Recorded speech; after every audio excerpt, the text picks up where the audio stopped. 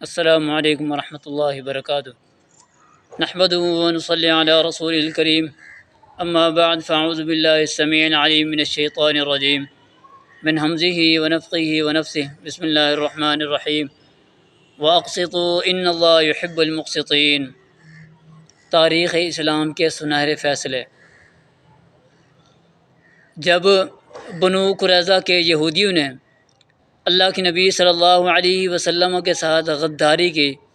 آپ علیہ الصلاۃ والسلام کے ساتھ کیا ہوا معاہدہ توڑ دیا، تو آپ علیہ الصلاۃ والسلام نے یہودیوں کا جا کے بنو قریظہ کا آپ علیہ الصلاۃ والسلام نے محاصرہ کر لیا، اور وہ لوگ جو ہے یہودی بنو قریظہ کے قبیلے والے، وہ اپنے قلعے کے اندر بند ہو گئے، انہوں نے دروازے بند کر دیے قلعے کے اور باہر نہیں نکل رہے تھے۔ تو اللہ کے نبی صلی اللہ علیہ وسلم نے اپنے پیارے صحابی ابو لبابہ رفاعہ بن عبد المنذر رضی اللہ تعالی عنہ کو بلایا،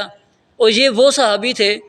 جو اللہ کے نبی صلی اللہ علیہ وسلم کے ساتھ اکثر غزوات کے اندر شریک رہے، اور ایک مرتبہ اللہ کے نبی صلی اللہ علیہ وسلم ان کو مدینہ کے اندر نائب مقرر کر کے بھی گئے۔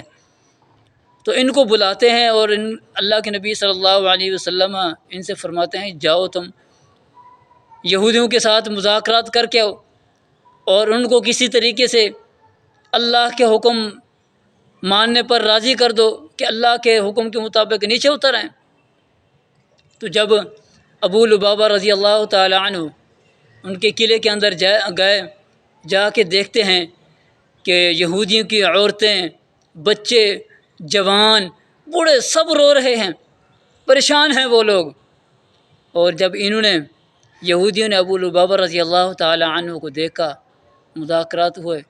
اسی دوران وہ ان سے پوچھتے ہیں کہ اللہ کے رسول کا کیا ارادہ ہے، وہ ہمارے ساتھ کیسا سلوک کریں گے؟ تو ابو لبابہ رضی اللہ تعالی عنہ اپنی گردن کی طرف اشارہ کرتے ہیں، مطلب یہ کہ وہ اللہ کے نبی صلی اللہ علیہ وسلم کے بارے میں فرماتے ہیں کہ آپ علیہ الصلاۃ والسلام یہودیوں تمہیں قتل کر دیں گے، تمہاری گردنیں اڑا دیں گے۔ خیر انہوں نے مذاکرات کیے ان کے ساتھ، اور اس کے بعد پھر وہ قلعے سے جب وہ نیچے اترنے لگے، نیچے اترے تو ان کو محسوس ہوا کہ میں نے اللہ اس کے رسول کے صلی اللہ علیہ وسلم کا راز فاش کر دیا ہے، میں نے خیانت کی ہے، اب میں اللہ کے نبی صلی اللہ علیہ وسلم کے سامنے کس منہ سے جاؤں گا؟ تو وہ سیدھے وہاں سے مسجد نبی کی طرف چلے جاتے ہیں، اور مسجد نبی کے اندر جا کے وہاں پہ اپنے آپ کو مسجد کی ایک ستون کے ساتھ باندھ دیتے ہیں، اور یہ قسم کھا لیتے ہیں کہ میں اس وقت تک اپنے آپ کو نہیں کھولوں گا، نہ کچھ کھاؤں گا پیوں گا، جب تک اللہ رب العالمین میری توبہ قبول نہ کر لیں۔ تو ستون کے ساتھ بندھے ہوئے ہیں، آپ کی صاحبزادی آتی، آپ کو کھولتی، قضاء حاجت کے لیے لے کے جاتی، اس کے بعد پھر آپ کو باندھ دیتی، نماز کا وقت ہوتا تو آپ کے صاحبزادی آ کے آپ کو کھولتی، آپ نماز پڑھ لیتے، اس کے بعد پھر باندھ دیتی۔ اسی طریقے سے کرتے کرتے 7 دن گزر گئے، 7 دن پورے وہ بندھے رہے، اور انہوں نے ان 7 دنوں کے اندر کچھ کھایا پیا بھی نہیں۔ 7ویں دن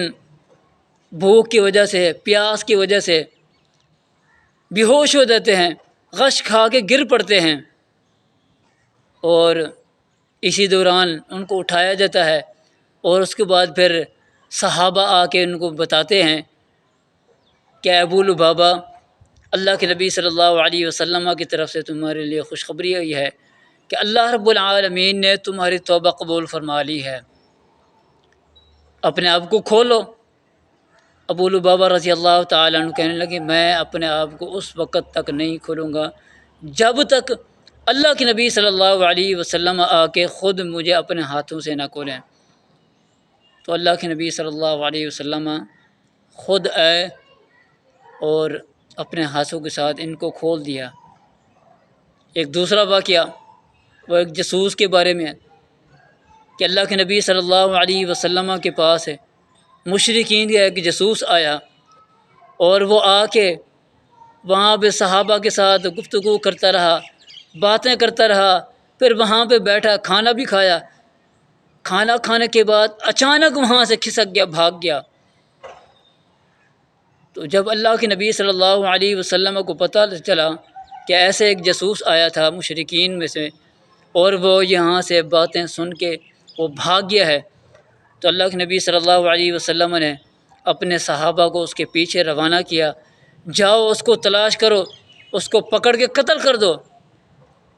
تو اس کے پیچھے صحابہ جاتے ہیں تلاش کرنے کے لیے اس کو، اور ان تلاش کرنے والوں میں حضرت سلمہ بن اکوع رضی اللہ تعالی عنہ بھی تھے۔ اور سلمہ بن اکوع رضی اللہ تعالی عنہ اللہ کے نبی صلی اللہ علیہ وسلم کے وہ پیارے صحابی ہیں کہ جو صلح حدیبیہ کے موقع پہ جنہوں نے اللہ کے نبی صلی اللہ علیہ وسلم کے ہاتھ پہ 2 مرتبہ بیعت کی، اور یہ وہ صحابی تھے کہ جو گھوڑے سے بھی زیادہ تیز دوڑنے والے تھے۔ انشاءاللہ کسی اور ویڈیو کے اندر ان کے حضرت سلمہ بن اکوع رضی اللہ تعالی عنہ کے مفصل حالات آپ کو بتائیں گے۔ بہرحال حضرت سلمہ بن اکوع رضی اللہ تعالی عنہ اور دیگر صحابہ جو ہیں اس کے پیچھے بھاگتے ہیں، دوسرے صحابی تو اس کو نہیں پکڑ سکتے، لیکن یہ تو تیز رفتار دوڑنے والے تھے۔ وہ جو جاسوس تھا وہ اونٹنی بھگا کے جا رہا تھا، تو سلمہ بن اکوع رضی اللہ تعالی عنہ نے جا کو اس کو دوڑ کے پکڑ لیا، اور پکڑ کے اس کی گردن اڑا دی اس جاسوس کی۔ اور جب یہ اس کا ساز و سامان لے کے اور یہ قتل کی خوشخبری لے کے سلمہ رضی اللہ تعالی عنہ اللہ کے نبی صلی اللہ علیہ وسلم کے دربار کے اندر حاضر ہوتے ہیں، تو آپ علیہ السلام اس جاسوس کا جتنا بھی ساز و سامان تھا وہ سلمہ بن اکوع رضی اللہ تعالی عنہ کو دے دیتے ہیں۔ اللہ رب العزت سے دعا ہے کہ اللہ تعالی ہمیں صحابہ کرام سے پیار اور محبت کرنے کی توفیق عطا فرمائے۔ وما توفیق الا باللہ۔